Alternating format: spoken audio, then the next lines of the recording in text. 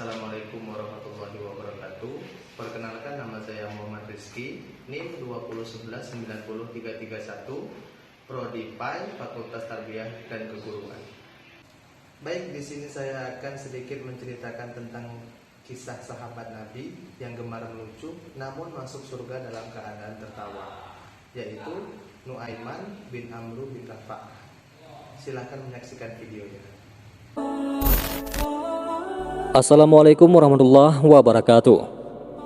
Pada kesempatan kali ini kita akan bahas kisah sahabat Nabi yang gemar melucu. Namun sahabat Rasulullah ini disebut masuk ke surga dengan tertawa. Beliau adalah Nuaiman bin Amru bin Rafa'ah. Kisah sahabat Rasulullah SAW yang bernama Nuaiman bin Amru bin Rafa'ah sudah sering kita dengar. Dia adalah salah satu sahabat yang paling disayangi Rasulullah SAW. Sikapnya yang polos dan lucu tak jarang membuat Rasulullah SAW tertawa hingga terlihat gigi gerahamnya. Dalam berbagai riwayat pun telah dijelaskan bahwa Nuaiman memiliki banyak kisah, mulai dari keisengannya yang menyembelih unta tamu Rasulullah SAW hingga kisahnya yang sengaja menjual sahabatnya untuk beberapa saat lantaran tak diberi makanan ketika tengah berdagang. Nuaiman memang dikenal sebagai sosok sahabat yang sangat jenaka. Namun sikap lucu yang selama ini diceritakan dalam berbagai riwayat bukanlah sikap yang dibuat-buat, melainkan memang sikap alami Nuaiman yang sangat polos dan selalu mengerjakan semua dengan hati. Sifatnya itu polos dari hati. Disebutkan dalam berbagai riwayat, Nuaiman akan memasuki surga dengan tertawa.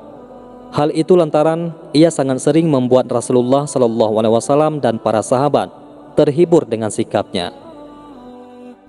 Dalam sebuah riwayat dijelaskan bahwa Nuaiman ketika meninggal dunia akan masuk ke surga dengan tertawa karena ia selalu menyenangkan Rasulullah SAW dan para sahabat. Sementara itu, salah satu kisah lucu Nuaiman yang paling terkenal adalah ulahnya yang sengaja menyembelih unta milik tamu Rasulullah. Dikisahkan saat itu tamu Rasulullah yang datang merupakan delegasi dari berbagai negara yang sengaja datang untuk mencari tahu tentang Islam. Saat itu para delegasi tersebut datang mengendarai unta dengan ukuran yang sangat besar dan gemuk. Saat tamu datang, Nuaiman menjadi salah satu sahabat yang tengah duduk bersama para sahabat di dekat rumah Rasulullah dan tempat diparkirnya unta-unta gemuk tersebut. Saat itu para sahabat sengaja bergurau dengan Nuaiman agar menyembelih unta yang tengah diparkir di depan rumah Rasulullah SAW. Tak disangka Nuaiman benar-benar menyembelih unta tersebut. Saat mengetahui tindakan Nuaiman, para sahabat merasa bingung, sedangkan Nuaiman melarikan diri dari kejaran para sahabat. Belum sampai dikejar para sahabat, Rasulullah SAW keluar dengan para tamu dan langsung kaget karena unta yang dikendarai tamu Rasulullah SAW telah disembelih oleh Nuaiman. Rasulullah SAW pun bertanya, siapa yang telah menyembelih unta tersebut? Kemudian para sahabat menjawab, yang menyembelih unta tersebut adalah Nuaiman. Singkat cerita, Rasulullah SAW berserta para sahabat pun mencari Nuaiman. Sebelum mencari Nuaiman, Rasulullah SAW terlebih dahulu telah mengganti unta milik tamunya tersebut. Kemudian mencari keberadaan Nuaiman yang diketahui berlari hingga ke perbatasan Madinah. Saat itu Nuaiman bersembunyi di rumah seorang sahabat yang bernama Al-Miqdad. Nuaiman sembunyi di sumur atau galian yang saat itu tengah dikerjakan Al-Miqdad. Sebelum memasuki sumur, Nuaiman pun meminta agar Al-Miqdad berjanji agar tak memberitahukan kepada siapapun tentang keberadaannya, termasuk jika Rasulullah SAW yang mencari. Tak lama kemudian Rasulullah SAW beserta rombongan para sahabat mendatangi Al-Miqdad dan bertanya di mana keberadaan Nuaiman. Al-Miqdad saat itu merasa bingung karena sebelumnya telah berjanji tak akan memberitahukan kepada siapapun jika Nuaiman berada di dalam sumur.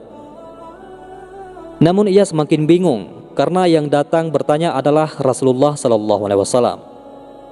Sehingga mulut Al-Miqdad saat itu berkata bahwa dirinya tak mengetahui keberadaan Nuaiman. sedangkan tangannya mengarah pada galian sumur yang ditutupi dengan pelepah daun kurma. Rasulullah Shallallahu Alaihi Wasallam kemudian menghampiri sumur itu dan membuka pelepah daun kurma yang ada di atasnya. Kemudian didapati Nu'aiman berada di dalam galian sumur itu. Kemudian Rasulullah Shallallahu Alaihi Wasallam meminta Nu'aiman untuk naik. Dilihatlah Nu'aiman penuh dengan debu pada wajahnya. Dibersihkanlah wajah kotor Nu'aiman dengan tangan Rasulullah Shallallahu Alaihi Wasallam. Saat itu Rasulullah Shallallahu Alaihi Wasallam sama sekali tak marah, namun membersihkan wajah Nu'aiman dengan tertawa bahagia. Wallahu a'lam bishawab.